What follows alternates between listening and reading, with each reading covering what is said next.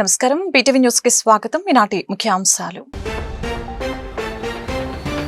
ఆంధ్రప్రదేశ్ ని food processing aqua వ్యవసాయ ఆధారిత పరిశ్రమల గ్లోబల్ హబ్ గా తీర్చిదిద్దుతామని ముఖ్యమంత్రి చంద్రబాబు స్పష్టీకరణ. వచ్చే 5 ఏళ్లలో 1 లక్ష కోట్ల పెట్టుబడుల్ని ఈ రంగాల్లో సాధిస్తామని సీఎం వెల్లడి. విశాఖ స్టీల్ ప్లాంట్ ప్రైవేటీకరణ చేసేందుకు కేంద్ర ప్రభుత్వం ప్రయత్నిస్తుందని ఏపీసీసీ అధ్యక్షురాలు వైఎస్ షర్మిలారెడ్డి ఆరోపణ. విశాఖ ప్రజల్లో విశాఖ స్టీల్ భవిష్యత్తు గురించి చాలా భయాలున్నాయన్న షర్మిల. విశాఖ స్టీల్ ని సైలెంట్ కిల్లింగ్ చేస్తూ ప్రతి విషయంలో అన్యాయం చేశారని ఆగ్రహం. పార్టీ ఎదుగుదలకు గెలుపునకి కృషి చేసిన వారిని తెలుగుదేశం పార్టీ మర్చిపోదని సెంట్రల్ ఎమ్మెల్యే బోండా ఉమా వెల్లడి. బీసీ నూతన కమిటీ ప్రమాణ స్వీకార మహోత్సవంలో పాల్గొన్న బోండా ఉమా. బీసీ సామాజిక వర్గాల కోసం కూటమి ప్రభుత్వం అనేక సంక్షేమ పథకాలు తీసుకురాబోతుందని వ్యాఖ్య. ప్రకాశం బ్యారేజ్ కి తగ్గుతున్న వరద ఉధృతి. మొదటి ప్రమాద హెచ్చరికను ఉపసంహరించుకున్న అధికారులు. ఆంధ్రప్రదేశ్ ని ఫుడ్ ప్రాసెసింగ్ రంగంలో దేశంలోనే అగ్రగామిగా నిలబెట్టేందుకు పటిష్టమైన ప్రణాళికలతో ముందుకు వెళ్తున్నామని సీఎం చంద్రబాబు స్పష్టం చేశారు.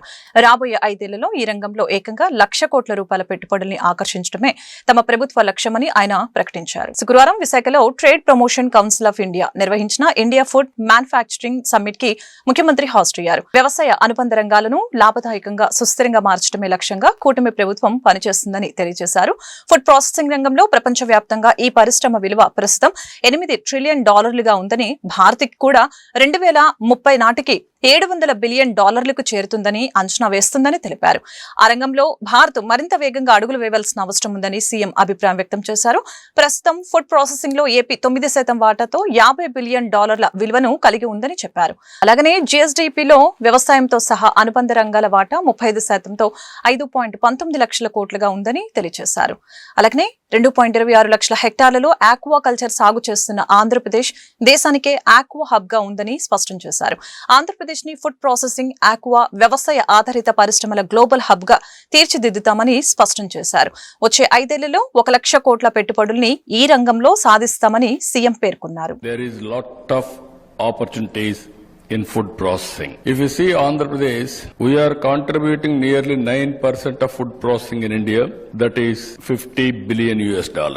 India is going even today at a slow phase. Opportunities are abundant, and also the way we are moving, it is not that speed. Fortunately, Andhra is blessed with agriculture. As on today, single state, I can claim very proudly, 35% GSTP is coming from agriculture. That is only from Andhra Pradesh, no other state. So I wanted to effectively impress upon you, come to Andhra Pradesh, do your business, lot of opportunities for all of you. Last year, if you see agriculture and allied, 5,19,000 crores GVA, and also growth rate is 15.86%. We are very strong in agriculture, horticulture, livestock, aquaculture in different regions. AP contribute 15.6%. Fruit production. And also in course of time, it will be 25%. All states put together 75%. Andhra alone we are going to contribute 25% of fruit in the country. That is going to happen. As on today, aquaculture, we are contributing 32%. We are having a problem now because of Trump policy. We have to go alternative markets, and also we have to protect our farmers. Both Government of India and Government of Andhra Pradesh, we are working together how to mitigate our farmers. As on today, 226,000 hectares are under aquaculture. As on today, food processing industries, we are having more than 6,000 units. Food habits have been changed. One is urbanization. One is per capita income. Earlier, we used to eat only carbohydrates for food security. Now, no more carbohydrates people are eating. They are going protein and other nutritious food. We wanted to go demand driven. Visakha ప్రజల్లో Visakha steel భవిష్యత్తు గురించి చాలా భయాలున్నాయని, కార్మికులు చేస్తున్న పనుల్ని Visakha steel contract పద్ధతిలో ఇవ్వబోతుందని APCC అధ్యక్షురాలు YS Sharmila Reddy వెల్లడించారు. విశాఖ స్టీల్ ని సైలెంట్ కిల్లింగ్ చేస్తూ ప్రతి విషయంలో అన్యాయం చేశారని స్పష్టం చేశారు. విశాఖ స్టీల్ ప్లాంట్ పై జరుగుతున్న అన్యాయం విషయంపై ఏపీసీసీ అధ్యక్షురాలు వైఎస్ షర్మిలారెడ్డి సమావేశం నిర్వహించారు. ఈ సమావేశంలో ఆమె మాట్లాడుతూ స్టీల్ ప్లాంట్ ప్రైవేటీకరణ చేసేందుకు కేంద్ర ప్రభుత్వం ప్రయత్నిస్తుందని చెప్పారు. 35,000 మందితో నడిచిన ప్లాంట్ 20,000 కంటే తక్కువ మందితో నడిపిస్తున్నారని అన్నారు. కార్మికుల పనుల్ని సైతం అవుట్ సోర్సింగ్ చేస్తే ఉన్న ఉద్యోగులకి భరోసా లేకుండా పోతుందని తెలిపారు. ఆపరేషన్ సైలెంట్ కిల్లింగ్ చేస్తూ విశాఖ స్టీల్ ని ప్రైవేటీపరం చేయడాన్ని ప్రయత్నిస్తున్నట్లు మండిపడ్డారు. విశాఖ స్టీల్ ని ప్రైవేటీపరం చేస్తున్నామని DIPAM చెప్పిందని, తెలుగు జాతి ఆత్మగౌరవం కోసం స్టీల్ ప్లాంట్ కోసం టీడీపీ మద్దతు ఇవ్వదా అని ఆమె ప్రశ్నించారు. వైసీపీ స్టీల్ ప్లాంట్ కోసం ఉద్యమిస్తుందంటనా? ఉద్యమం అన్న పదానికి అర్థం తెలుసా వీళ్ళకి? అసలు వైజాగ్ స్టీల్ని కూనీ చేసిందే జగన్మోహన్ రెడ్డి గారు. 2021లో అంటే జగన్మోహన్ రెడ్డి గారు ముఖ్యమంత్రిగా ఉన్న సమయంలోనే department of investment and public asset management వాళ్ళు మేము విశాఖపట్నం స్టీల్ ప్రైవేటైజ్ చేయబోతున్నాము అని ప్రకటిస్తే ఆ రోజు ఏం ఉద్యమం చేశారట? ఆ రోజు ఏం పీకారు? పచ్చిగడ్డి పీకారా? ఒట్టిగడ్డి పీకారా? గాడిదలు కాసారా? 22 మంది లోక్సభ ఎంపీలు ఉన్నారు, 11 మంది రాజ్యసభ ఎంపీలు ఉన్నారు. గుడ్డిగురాలకు పలుదోమేరా అందరూ? ఏం చేశారండి? అప్పుడు ఎందుకు ఉద్యమించలేదు? ఇప్పుడు ఉద్యమిస్తారా? సిగ్గుండాలి చెప్పుకోవడానికి కూడా. నిజంగానే చిత్తశుద్ధి ఉంటే ఏ ఒక్కరైనా, ఈరోజు 3 ఉన్నారు విశాఖపట్నంలో, చంద్రబాబు గారైనా, పవన్ కళ్యాణ్ గారైనా, లోకేష్ గారైనా ఒక్కరైనా విశాఖపట్నం స్టీల్కు వెళ్తారేమో చూద్దాం. పార్టీ ఎదుగుదలకి గెలుపునకి కృషి చేసిన వారిని తెలుగుదేశం పార్టీ మర్చిపోదని సెంట్రల్ నియోజకవర్గ ఎమ్మెల్యే బోండా ఉమామేశ్వరరావు స్పష్టం చేశారు. బీసీ సామాజిక వర్గాల కోసం కూటమి ప్రభుత్వం అనేక సంక్షేమ పథకాలు తీసుకురాబోతుందని పేర్కొన్నారు. సెంట్రల్ నియోజకవర్గం తెలుగుదేశం పార్టీ బీసీ నూతన కమిటీ ప్రమాణ స్వీకార మహోత్సవం గాంధీనగర్ కందుకూరి కళ్యాణ మండపంలో నిర్వహించడం జరిగింది. ఈ కార్యక్రమానికి ముఖ్య అతిథిగా సెంట్రల్ నియోజకవర్గ శాసనసభ్యులు బోండా ఉమామేశ్వరరావు పాల్గొన్నారు. ఈ సందర్భంగా ఆయన మాట్లాడారు. బీసీ సామాజిక వర్గానికి పూర్వ వైభవం మొదలైందని చెప్పారు. బీసీ సామాజిక వర్గాల కోసం కూటమి ప్రభుత్వం అనేక సంక్షేమ పథకాలు తీసుకురాబోతుందని చెప్పారు. గత ప్రభుత్వం బీసీలను పట్టించుకోకుండా నిర్లక్ష్యం చేసిందని మండిపడ్డారు. గతంలో తెలుగుదేశం అధికారంలో ఉన్నప్పుడు బీసీ కార్పొరేషన్ ద్వారా అనేక మార్లు లోన్లు ఇచ్చామని అన్నారు. సెంట్రల్ నియోజకవర్గ తెలుగుదేశం పార్టీ బీసీ అనుబంధ విభాగపు ఎన్నికల్లో తెలుగుదేశం పార్టీ అధికారంలోకి వచ్చినాక మరి రాష్ట్రంలో మళ్ళీ ఒకసారి బీసీ సోదరులకి పూర్వ వైభోగం అనేది మొదలైంది. అన్ని రకాలుగా కూడా బీసీలు అభివృద్ధి చేస్తా ఉన్నాం, బీసీలకు అండగా ఉంటా ఉన్నాం. 2019-24 మధ్య బీసీలు అడగదొక్కబడ్డారు. ఆ రోజు తెలుగుదేశం ప్రభుత్వం అమలు చేసే అనేక కార్యక్రమాల్ని తొంగలో దొక్కింది వైసీపీ ప్రభుత్వం. ఆదరణ పథకం ఇచ్చేవాళ్ళం, కుల వృత్తులు చేసుకునే రజకులకి, నాయి బ్రాహ్మణులకి, అలాగే కమ్మరి, కుమ్మరి వీళ్ళందరికీ కూడా ఆదరణ పథకంతో పనిముట్లు ఇచ్చేవాళ్ళం, దాన్ని తీసేశారు. బీసీ కార్పొరేషన్ ద్వారా సబ్సిడీ రుణాలు ఇచ్చేవాళ్ళం, దాన్ని తీసేశారు. అంతేకాకుండా బీసీలని రాజకీయంగా కూడా పదవులు ఇవ్వకుండా అణగదొక్కినటువంటి పరిస్థితి నుంచి మళ్ళా ఇవాళ తెలుగుదేశం అధికారంలోకి వచ్చినాక బీసీలు ఊపిరి పీల్చుకొని ఒక నమ్మకం, ఒక భద్రత, ఒక భరోసా బీసీలకి దొరికింది. ఈ రోజున బీసీ కులాలకి కార్పొరేషన్లు ఏర్పాటు చేసాం. ఆ కార్పొరేషన్ల ద్వారా వాళ్ళకి నిధులు మంజూరు చేస్తూ ఉన్నాం. ఇవాళ చైర్మన్లు, డైరెక్టర్లు అనేక మందిని పదవులు ఇచ్చి వాళ్ళందరినీ కూడా ప్రోత్సహిస్తూ ఉన్నాం. బీసీ రిజర్వేషన్లు పెట్టిన తెలుగుదేశం పార్టీ మళ్ళా ఆదరణ పథకాన్ని తీసుకొస్తా ఉన్నాం. రజకులకి, నాయి బ్రాహ్మణులు, కమ్మరి, కుమ్మరి, కంసాలి వీళ్ళందరి సామాజిక వర్గాలు కూడా, కృష్ణ బ్రాహ్మణులు అందరూ కూడా మళ్ళీ ఆదరణ పథకం ద్వారా పన్నుముట్లు ఇచ్చి వాళ్ళకి పూర్వ వైభోగాన్ని తీసుకొస్తాం. వాళ్ళని ఆర్థికంగా బలోపేతం చేస్తాం. ఆర్థికంగా బలోపేతం చేయడమే లక్ష్యంగా ప్రభుత్వం పనిచేస్తుంది. ఈరోజు సెంట్రల్ నియోజకవర్గ బీసీసీఎల్ అధ్యక్షుడిగా సోదరుడు ఇప్పిల్లి రామ్మోహన్, అలాగే అమర్నాథ్ గౌడ్ ప్రధాన కార్యదర్శిగా, మరిన్ని మిగతా వాళ్ళకి నాయకులకి కూడా అనేక మందికి పదవులు. బీసీలకి పర్వదినం, ముస్లిమ్స్కి రంజాన్ వచ్చిందా, హిందువులకి సంక్రాంతి పండుగ వచ్చిందా, క్రైస్తవులకి క్రిస్టమస్ వచ్చిందా అనేటువంటి విధంగా అన్ని కులాలు, అన్ని మతాలు కలిపి ఈనాడు విజయవాడ సెంట్రల్ నియోజకవర్గంలో తెలుగుదేశం పార్టీ అనుబంధ సంఘ బీసీ ప్రమాణ స్వీకారోత్సవం పేదల పెన్నిది నియోజకవర్గ శాసనసభ్యులు తెలుగుదేశం పార్టీ పోలిట్ బ్యూరో సభ్యులైన బోండా ఉమామహేశ్వరరావు గారి నాయకత్వంలో రాష్ట్రంలో ఉన్నటువంటి 175 నియోజకవర్గాల్లో ఎక్కడా కూడా ఇంకా ప్రారంభం కానటువంటి ఈ పండగనే విజయవాడ సెంట్రల్ నియోజకవర్గం గాంధీనగర్ కందుకూరి కళ్యాణ మండపంలో ప్రారంభించడం జరిగింది. గతంలో ప్రతిపక్షంలో ఉన్నప్పుడు అనేక కేసులు పెట్టించుకుని పార్టీ గురించి అనేక రకాలుగా నష్టపోయి ఆరోగ్యాన్ని కూడా పాడు చేసుకున్నటువంటి సోదరుడు ఈరోజు బడుగు బలహీన వర్గాల పేదల పాలిటి పెండిని బోండా ఉమామహేశ్వరరావు గారి నాయకత్వంలో నాకు రెండోసారి బీసీ కమిటీ అధ్యక్షుడిగా, నియోజకవర్గ బీసీ కమిటీ అధ్యక్షుడిగా నియమించడం జరిగింది. దానికి కానీ గతంలో మేము ప్రతిపక్షంలో ఉన్నప్పుడు ఎన్నో ధర్నా కార్యక్రమాలు చేశాం. జైహో బీసీ అని రాష్ట్ర పార్టీ పిలుపునిస్తే సెంట్రల్ నియోజకవర్గ బీసీ కమిటీ భారీ ఎత్తున 3 సభలు నిర్వహించాం. అంతేకాదు తెలుగుదేశం పార్టీలో మేము ప్రతిపక్షంలో ఉండగా 120 రోజులు తెలుగుదేశం పార్టీ కోసం పాదయాత్ర చేసిన కమిటీ ఏదైనా ఉంది అంటే అది ఒక బీసీ కమిటీ అనే గర్వంగా చెప్తా ఉన్నా. ఈరోజు నా పనిని గుర్తించి రెండోసారి అవకాశం ఇచ్చిన మా దైవం, మా ప్రాణం బోండా ఉమామహేశ్వరరావు గారికి ఈ రకంగా కృతజ్ఞతలు తెలుపుకుంటున్నా. ఈరోజు 120 మందితో సెంట్రల్ నియోజకవర్గంలో విజయవాడలో ప్రకాశం బ్యారేజీ వద్ద వరద ఉధృతి క్రమంగా తగ్గుతోంది. ఇప్పటికే అధికారులు నిన్న మొదటి ప్రమాద హెచ్చరికలు జారీ చేశారు.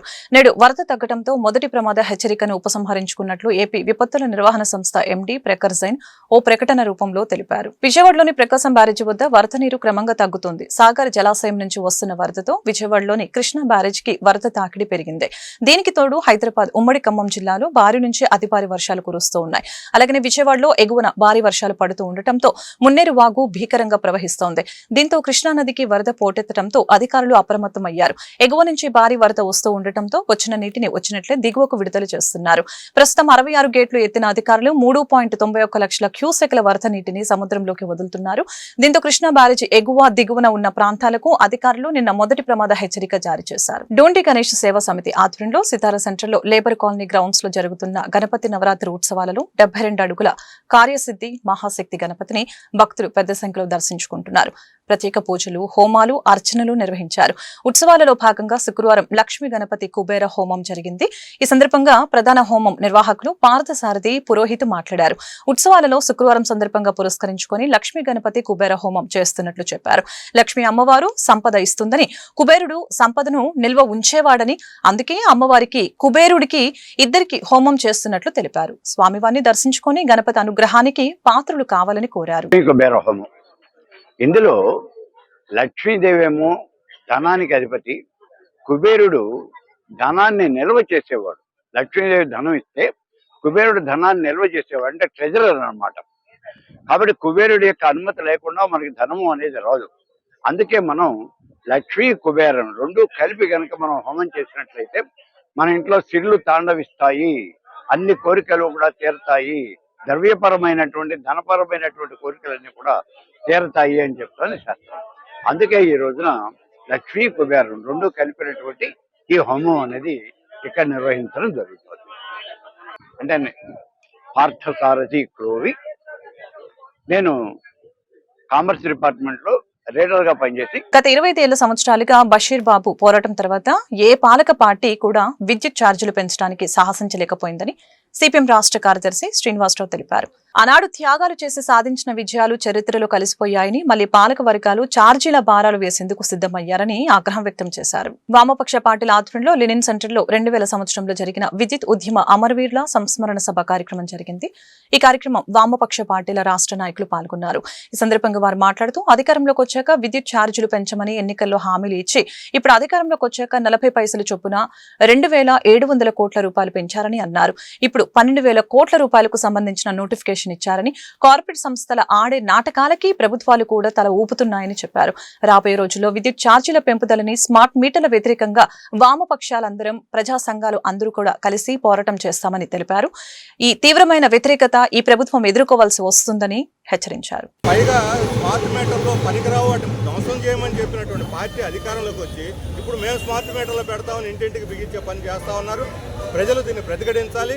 అవసరమైతే లోకేష్ పిలుపు ఇచ్చాడు దాన్ని పగలగొట్టమని, అదే పిలుపు ఈరోజు కూడా వర్తిస్తుంది. ఆ రకంగా వాళ్ళు పూర్తిగా మానుకొని విద్యుత్ స్మార్ట్ మీటర్లు పెట్టడం, పాత డిజిటల్ మీటర్లు కొనసాగించండి. అదనంగా ప్రజల మీద భారాలు వేస్తే మాత్రం ఇప్పుడు ఈ అమరవీరుల సాక్షిగా ఈరోజు ప్రతిజ్ఞ చేస్తున్నాం. రాబోయే రోజుల్లో విద్యుత్ ఛార్జీల పెంపుదలని, స్మార్ట్ మీటర్లని వ్యతిరేకంగా వామపక్ష పార్టీలు అలాగే ప్రజా సంఘాలన్నీ కూడా పోరాట వేదికగా ఏర్పడి వాళ్ళు కార్యక్రమాలు చేస్తున్నాం. దానికి కూడా మద్దతు ఇస్తాం. ఈ భారాల పెంపుదలకు వ్యతిరేకంగా తీవ్రమైనటువంటి ప్రతిఘటన ప్రభుత్వం ఎదుర్కోవాల్సి ఉంటుందని చెప్పి ఈ సందర్భంలో మేము హెచ్చరిస్తాం. పేద ప్రజలకు సేవ చేయటమే పరమావధిగా ముఖ్యమంత్రి చంద్రబాబు నాయుడు పాలన సాగిస్తున్నారని విజయవాడ తూర్పు ఎమ్మెల్యే గద్దె రామ్మోహన్ రావు తెలిపారు. సీఎం రిలీఫ్ ఫండ్ ని విస్తృతంగా ప్రజలకు అందజేస్తూ ఆపదలో ఉన్న వారికి ఆర్థిక సహాయం అందజేస్తున్నారని కొనియాడారు. విజయవాడ తూర్పు నియోజకవర్గం 12వ డివిజన్ అయ్యప్ప నగర్ ఆర్చి వద్ద 38 మందికి 47,35,594 ముఖ్యమంత్రి వైద్య సహాయ నిధి చెక్కులు పంపిణీ కార్యక్రమం జరిగింది. ఈ కార్యక్రమానికి ఎమ్మెల్యే గద్దె రామ్మోహన్ తో పాటు జనసేన నాయకులు అమ్మిశెట్టి వాసు, బీజేపీ నాయకులు కోలపల్లి గణేష్లు హాజరయ్యారు. ఈ సందర్భంగా ఎమ్మెల్యే తన చేతుల మీదుగా సీఎంఆర్ఎఫ్ చెక్కులు అందజేశారు. అనంతరం మీడియాతో మాట్లాడారు. చంద్రబాబు తొలిసారి ముఖ్యమంత్రి అయిన దగ్గర నుంచి పేద ప్రజలకు ఆర్థిక భరోసా కల్పించే నిర్ణయాలు తీసుకుంటూ వచ్చారని తెలిపారు. వైద్య ఖర్చులు భరించలేని వారి కోసం సీఎంఆర్ఎఫ్ రిలీఫ్ ఫండ్ ద్వారా సహాయం అందజేయడం జరుగుతుందని తెలియజేశారు. కార్యక్రమంలో పార్టీ కూటమి పార్టీ నాయకులు పాల్గొన్నారు.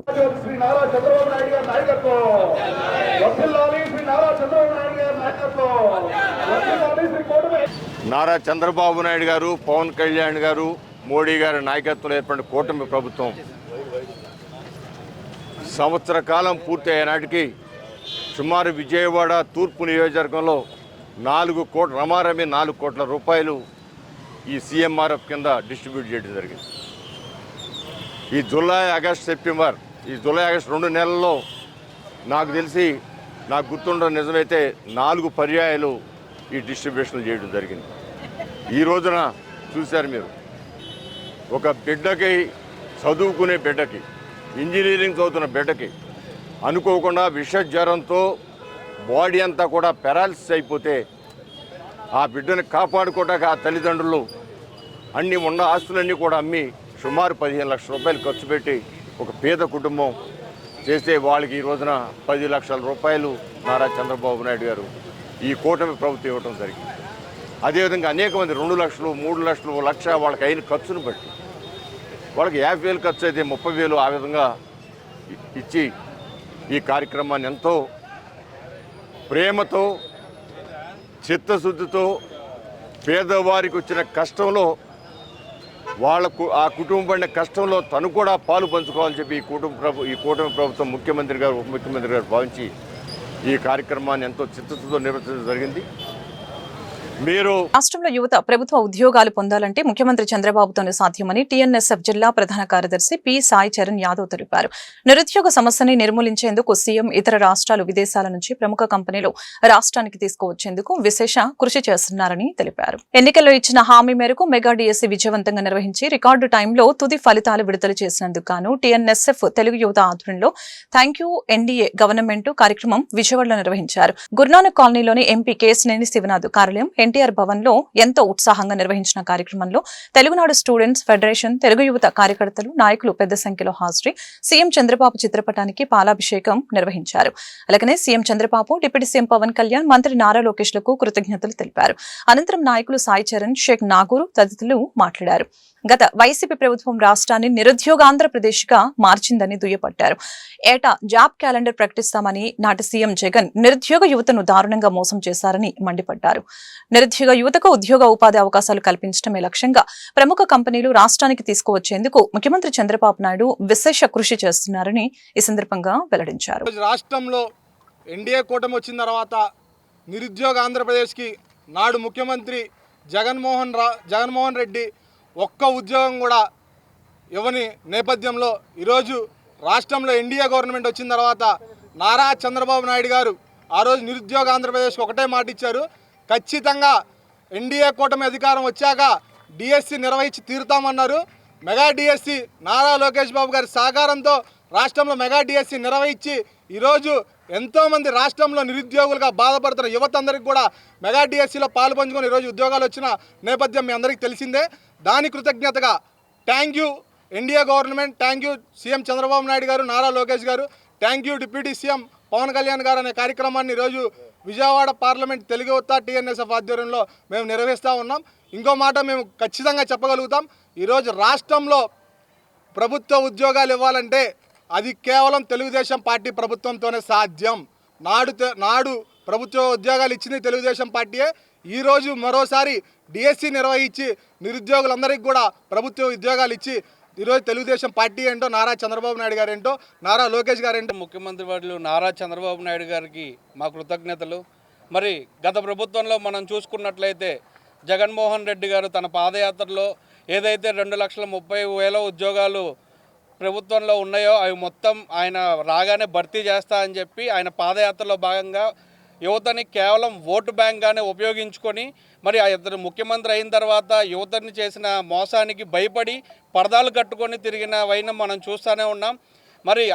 మరి మొన్న నారా లోకేష్ గారు యువగల్లం పాదయాత్రలో యువత అందరినీ కలిసి వాళ్ళు నష్టపోయిన నష్టాన్ని తెలుసుకొని ఆ రోజు లోకేష్ గారు ఒకటే హామీ ఇచ్చారు, మన ప్రభుత్వం వచ్చిన వెంటనే ఏదైతే దగా ప్రభుత్వం మోసం చేసిందో మరి ఆ నష్టాన్ని పూర్తి చేసే బాధ్యత లోకేష్ గారు తీసుకుంటానని ఆ రోజు యువత అందరికీ హామీ ఇచ్చారు. మరి లోకేష్ గారు చెప్పిన విధంగానే ప్రభుత్వం వచ్చిన ఏడాది కాలంగానే ఒక్కొక్కటిగా గత వైసీపీ ప్రభుత్వం డిఎస్సి అంటూ యువతని మభ్యపెట్టగా మెగా డిఎస్సితో యువత కళల్ని కూటమి ప్రభుత్వం నెరవేర్చిందని మైలవరం ఎమ్మెల్యే వసంత కృష్ణ ప్రసాద్ పేర్కొన్నారు. రాష్ట్రంలో పరిపాలన సవ్యంగా కొనసాగుతున్నప్పటికీ జగన్మోహన్ రెడ్డి బురద చల్లుతున్నాడని విమర్శించారు. ఇక్కడ ఏ వరద వచ్చినప్పటికీ రాష్ట్ర రాజధాని అమరావతి మునిగిపోయిందంటూ తన సొంత మీడియాతో పాటు సామాజిక మాధ్యమాలలో దుష్ప్రచారం చేస్తున్నారని ఆరోపించారు. విజయవాడ రూరల్ మండలం గొల్లపూడిలో ఎమ్మెల్యే కార్యాలయంలో శుక్రవారం నిర్వహించిన విలేకరుల సమావేశంలో మైలవరం ఎమ్మెల్యే వసంత కృష్ణ ప్రసాద్ మాట్లాడుతూ సీఎం చంద్రబాబు మెగా డిఎస్సి దస్తరంపై తొలి సంతకం చేశారని చెప్పారు. ఏడాదిలో నోటిఫికేషన్ నుంచి ఉద్యోగాల భర్తీకి మొత్తం ప్రక్రియ పూర్తి చేశారని అన్నారు. యువతకిచ్చిన మాటను నిలబెట్టుకున్నారని అన్నారు. 2025 ఏప్రిల్ 20వ తేదీన ఒకేసారి 16,347 పోస్టులతో మెగా డిఎస్సి నోటిఫికేషన్ విడుదల చేసి రికార్డు సమయంలో కేవలం 4 నెలల్లో ఎలాంటి వివాదాలకి తావివ్వకుండా పారదర్శకంగా భర్తీ ప్రక్రియను పూర్తి చేయడం మంత్రి లోకేష్ సమర్థతకి నిదర్శనమని తెలియజేశారు. 2019 ఎన్నికలకు ముందు మెగా డిఎస్సి అంటూ మాట ఇచ్చి 4.5 ఏళ్ల కాలయాపన చేసిన వైసీపీ ప్రభుత్వం 2024 ముందు మొక్కుపడిగా డిఎస్సి ప్రకటన ఇచ్చి నిరుద్యోగులను మభ్యపెట్టిందని చెప్పారు. మళ్లీ ఇప్పుడు కూటమి ప్రభుత్వంపై అనవసరంగా విమర్శలు వైసీపీ చేస్తుందని అన్నారు.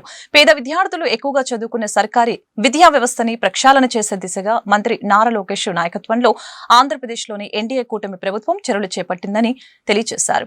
అంతర్జాతీయ ప్రమాణాలతో ప్రభుత్వ విద్యా వ్యవస్థ నడిచే విధంగా కృషి చేస్తున్నారని తెలిపారు. ఇంత పారదర్శకంగా నడుస్తున్న కూటమి ప్రభుత్వంపై విపక్షాలు విమర్శలు చేయటాన్ని వారి విజ్ఞతకే వదిలివేస్తున్నట్లు పేర్కొన్నారు.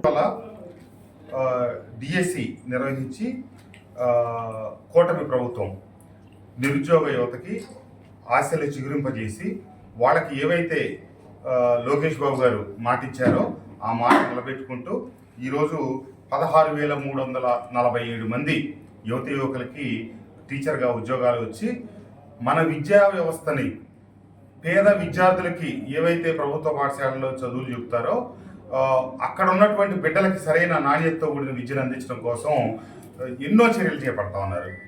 గత ప్రభుత్వం 2019 ఎన్నికలకు ముందు మెగా డిఎస్సి నిర్వహిస్తానని చెప్పి మాటిచ్చి అధికారంలోకి వచ్చిన తర్వాత 4.5 సంవత్సరాలు కాలయాపన చేసి కేవలం ఎన్నికలకు 4 రోజుల ముందు, 1 నెల ముందు హడావుడిగా నోటిఫికేషన్ ఇచ్చి అంతకుముందు 2.5 లక్షల ఉద్యోగాలు ఉన్నాయి, అవి భర్తీ చేయాలి, ఆ ప్రభుత్వం భర్తీ చేయట్లేదని చెప్పి నానా హంగామా చేసి కేవలం 6,000 మందికి మాత్రమే ఉద్యోగాలు ఇచ్చేటట్టుగా ఒక డిఎస్సి పిలిపించి, అది కూడా 1 నెల రోజుల ముందు పిలిచి నోటిఫికేషన్ ఇచ్చి ఏది సక్రమంగా చేయని ప్రభుత్వం ఈరోజు మళ్ళా ఈ ప్రభుత్వాన్ని విమర్శిస్తా ఉన్నారు.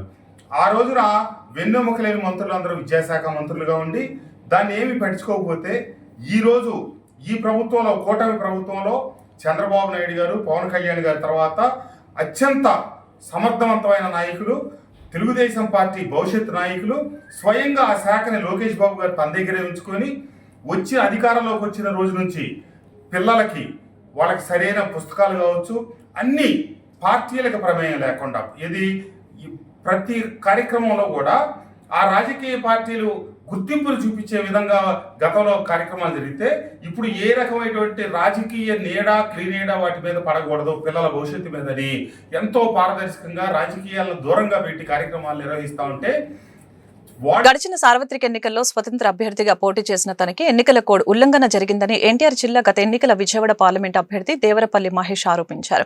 తనకి జరిగిన అన్యాయాన్ని ఎన్నికల కమిషన్ దృష్టికి, ఉన్నతాధికారుల దృష్టికి తీసుకువెళ్లినా ఫలితం లేదని ఆవేదన వ్యక్తం చేశారు. ఈ విషయం భారత ఎన్నికల కమిషన్ కి బహిరంగ లేఖ రాస్తున్నట్లు తెలిపారు. గాంధీనగర్ ప్రెస్ క్లబ్ లో నిర్వహించిన విలేకరుల సమావేశంలో ఆయన మాట్లాడారు. ఎన్నికల నిబంధనల్ని అనుసరించి 12 విజయవాడ పార్లమెంటు నియోజకవర్గానికి స్వతంత్ర అభ్యర్థిగా తాను 2024 ఎన్నికల్లో పోటీ చేశానని అన్నారు. నియమావళి ప్రకారం బ్యాలెట్ క్రమ సంఖ్య 16 నెంబర్లో డైమండ్ గుర్తుని ఎన్నికల రిటర్నింగ్ అధికారి తనకు కేటాయించారని అన్నారు.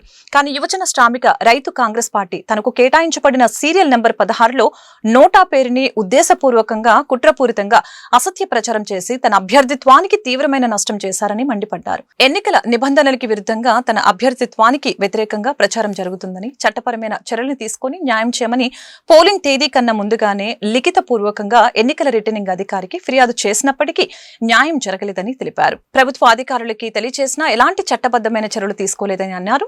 ఎన్నికల సంఘంకి మీడియా ముఖంగా బహిరంగ లేఖను రాశాను అని వివరించారు. గవర్నర్ గారికి కూడా లేఖ పంపించినాం.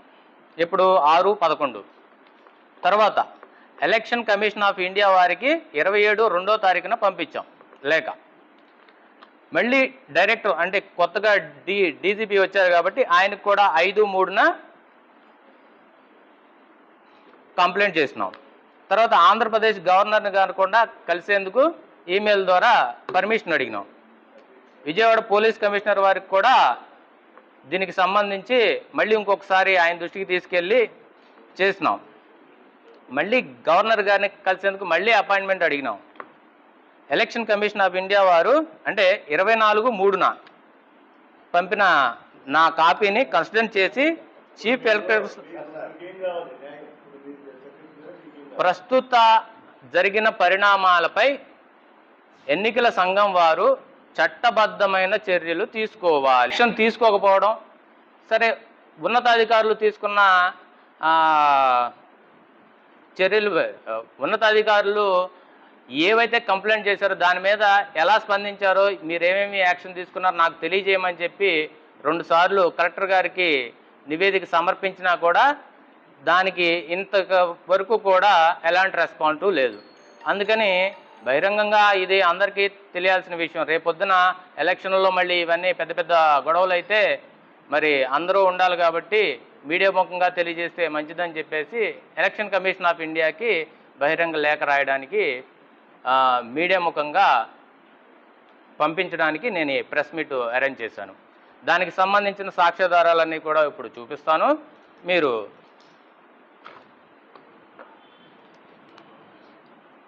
పోలింగ్ తేదీ కన్నా ముందే 10/5 ఎన్నికల రిటర్నింగ్ అధికారికి లిఖితపూర్వకంగా కంప్లైంట్ చేశాను. అదే రోజు సాయంత్రం కలెక్టర్ గారిని కలిసి విషయం చెప్పాను. అప్పుడు ఆయన వాళ్ళు అలా చేయడం ఏంటి, నేను వెంటనే వాళ్ళకి నోటీస్ ఇచ్చి పిలిపిస్తాను అని చెప్పి నాకు మాట ఇచ్చారు. తర్వాత 24వ తారీఖున మళ్ళీ కంప్లైంట్ చేశాను. తర్వాత 31వ తారీఖు ఆయన నోటీస్ పంపారు. నగర ప్రజలకు కనుల విందుగా అన్ని రకాల వస్త్రాలను, హస్తకళ వస్తుల్ని ఒకే వేదికగా అందించేందుకు పంటకాలువ రోడ్లోని మేరీ స్టెల్లా ఇండోర్ స్టేడియంలో శ్రీ సాయి చేనేత కాటన్ అండ్ సిల్క్ వస్త్రాల ఎక్స్పో ఏర్పాటు చేశారు. ప్రతి ఒక్కరూ ఈ ఎక్స్పోని తిలకించి సద్వినియోగం చేసుకోవాలని కోరారు. నగర ప్రజల కోసం పంటకాలువ రోడ్లోని మేరీ స్టెల్లా ఇండోర్ స్టేడియంలో శ్రీ సాయి చేనేత కాటన్ అండ్ సిల్క్ వస్త్రాల ఎక్స్పో ప్రారంభించడం జరిగింది. ఈ ఎక్స్పోను తిలకించేందుకు నగర నలుమూలల నుండి పెద్ద ఎత్తున ప్రజలు తరలి వస్తూ ఉన్నారు. ఈ సందర్భంగా నిర్వాహకులు మాట్లాడుతూ నగరంలో కనీవిని ఎరుగని రీతిలో అన్ని రకాల వస్త్రాలతో పాటు హస్తకళ వస్తుల్ని అందించాలన్న ఉద్దేశంతో ఎక్స్పోను ఏర్పాటు చేశామని తెలియజేశారు. ఈ ఎక్స్పోలో దేశంలోని అన్ని రాష్ట్రాల నుంచి తయారు చేసిన వస్తువులు, దుస్తులు, దుకాణాలు ఉన్నాయని చెప్పారు. మరి ముఖ్యంగా కొండపల్లి, ఏటి కొప్పాక చెక్క బొమ్మలు, హైదరాబాద్ మంచి ముత్యములు, సారంగపూర్ వుడెన్ వేర్, అలాగని black metal, white metal, 1 gram gold jewellery, వెండి, ఇత్తడి పూజా వస్తువులు, జూట్ బ్యాగులు, లెదర్ బ్యాగులు, జైపూర్ బ్యాంగిల్స్, మైసూరు అగరబత్తీలు, మైసూర్ రోజ్వుడ్, పూజా సామాగ్రి, కాశీ రుద్రాక్షలు మొదలైన వస్తువులు అందుబాటులో ఉన్నాయని చెప్పారు. ప్రతి ఒక్కరూ ఈ ఎక్స్పోని తిలకించి సద్వినియోగం చేసుకోవాలని కోరారు. సెప్టెంబర్ 9 వరకు ఈ ఎక్స్పో కొనసాగుతుందని వివరించారు.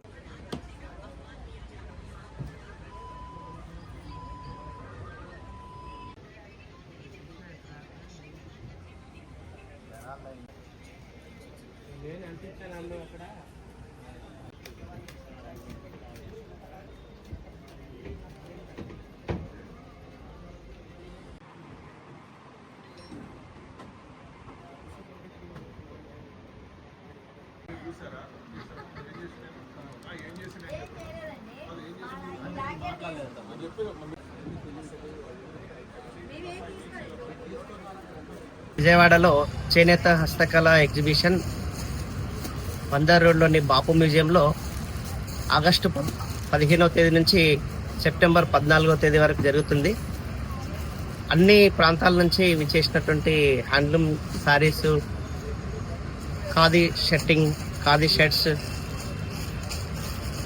మన ప్రాంతంలో ఉండేటువంటి హ్యాండ్లూమ్ నారాయణపేట, గద్వాలు, కలంకారీ, మంగళగిరి అన్ని రకాల చేనేత వస్త్రాలు అందుబాటులో ఉన్నాయి. కాబట్టి విజయవాడ వాసులు ఇచ్చేసి తిలకించి కొనుగోలు చేయాల్సిందిగా కోరుకుంటున్నాను. లొకేషన్ ఎక్కడండి? విజయవాడ బందర్ రోడ్లోని బాపు మ్యూజియంలో జరుగుతుంది. ఇది సుమారు ఎన్ని సంవత్సరాల నుంచి? గత 8 సంవత్సరాల నుండి బాపు మ్యూజియంలో చాలా ఘనంగా జరుగుతుంది. ఒక 120 స్టాల్స్ వరకు అన్ని రకాల చేనేత వస్త్రాలు అందుబాటులో నగరవాసులు తిలకించి కొనుగోలు చేయాల్సిందిగా కోరుకుంటున్నారు. పేరు జ్ఞానేశ్వర్, నారాయణపేట. 4 నుంచి వచ్చే నెల 14 వరకు ఈ బాపు మ్యూజియంలో ఈ చేనేత ఎగ్జిబిషన్ జరుగుతుందండి. ఈ చేనేత ఎగ్జిబిషన్లో మాది కలంకారీ స్టాలు, అనేక రకాల స్టాల్స్ ఉన్నాయి. మంగళగిరి ఉన్నాయి, వెంకటగిరి ఉన్నాయి, అలాగే నారాయణపేట ఉంది. ఇలా కాశ్మీర్ ఐటమ్స్ ఉన్నాయి, చాలా రకాల ఐటమ్స్ ఉన్నాయమ్మా. ఈ కలంకారీ ఐటమ్ మాత్రం మాది ప్రత్యేకత. మచిలీపట్నం దగ్గర పెడన మాది. నా పేరు వెంకటేశ్వరరావు. పూర్తిగా హ్యాండ్మేడ్ ఐటమ్ మాది. ఈ ఒక్కొక్క కలర్ వచ్చి ఒక్కొక్క రకంగా కష్టపడి మేము తయారు చేస్తాం.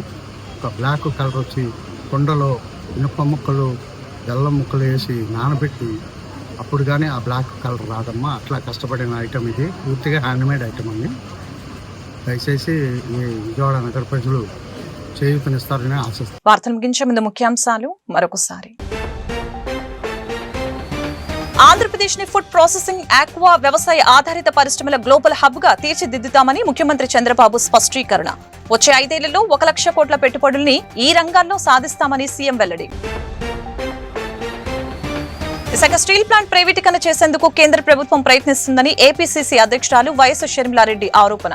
విశాఖ ప్రజల్లో విశాఖ స్టీల్ భవిష్యత్తు గురించి చాలా భయాలున్నాయన్న షర్మిల. విశాఖ స్టీల్ ని సైలెంట్ కిల్లింగ్ చేస్తూ ప్రతి విషయంలో అన్యాయం చేశారని ఆగ్రహం. పార్టీ ఎదుగుదలకు, గెలుపునకి కృషి చేసిన వారిని తెలుగుదేశం పార్టీ మర్చిపోదని సెంట్రల్ ఎమ్మెల్యే బోండా ఉమా వెల్లడి. బీసీ నూతన కమిటీ ప్రమాణ స్వీకార మహోత్సవంలో పాల్గొన్న బోండా ఉమా. బీసీ సామాజిక వర్గాల కోసం కూటమి ప్రభుత్వం అనేక సంక్షేమ పథకాలు తీసుకురాబోతుందని వ్యాఖ్య.